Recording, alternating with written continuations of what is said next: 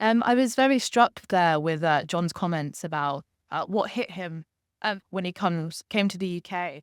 And I had a very similar experience quite recently. I spent the last week in Nashville, Tennessee, in America. And, whilst you're a tourist, you go out of your way to kind of understand and experience the distinctiveness of a culture. Um, whilst thinking about this question that I knew that I was going to come here today, it really did actually strike me the distinctiveness and the substantive nature of the localized culture in that particular part of America.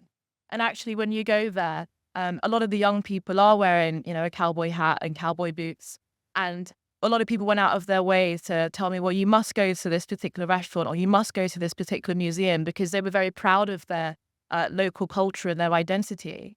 And every street corner that you go on, there's live music. And this notion of being a kind of music city is felt very deeply.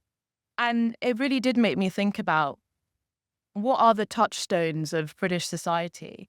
What are the things that when newcomers come to our society, they feel that they are drawn to being part of that?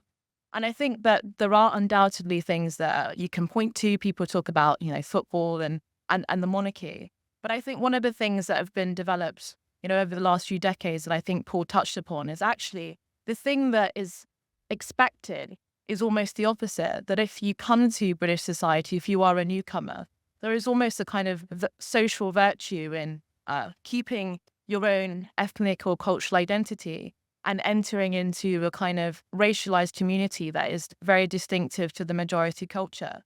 And as has already been mentioned, actually, political elites often go out of their way to chastise or demonize British people for having expressions of British heritage and culture. And actually, if you think about many ethnic minority people in public life that identify strongly as patriots of British society, they're often treated with suspicion. And I think we've got far too comfortable with essentially a very bare minimum expectation. It's you follow the law and you speak English.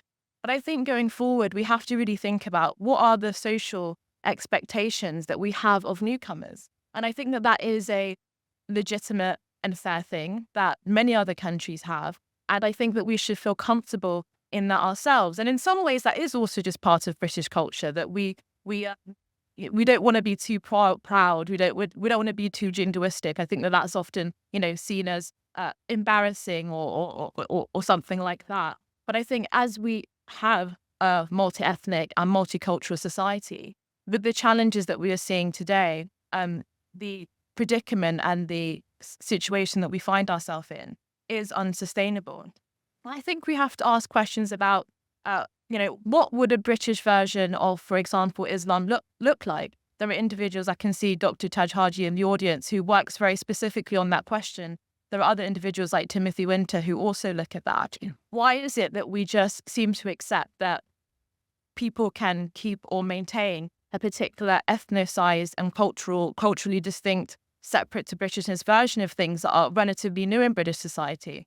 And one of the things that I noticed, which was quite interesting, is if you look at the Arabic name Fatima, if you are a West African Muslim, you're likely to have the name Fatumata instead of Fatima, because that's a kind of geographically and culturally specific interpretation of that particular name.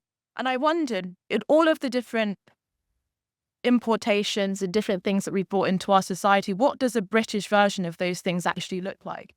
And I think going forward, we have to move away from a situation where everybody essentially keeps their ethnic, cultural, distinct identity, and there is no broader British identity. And I think what we have is here to stay. We are living in a diverse society where people are bringing things from lots of different cultures.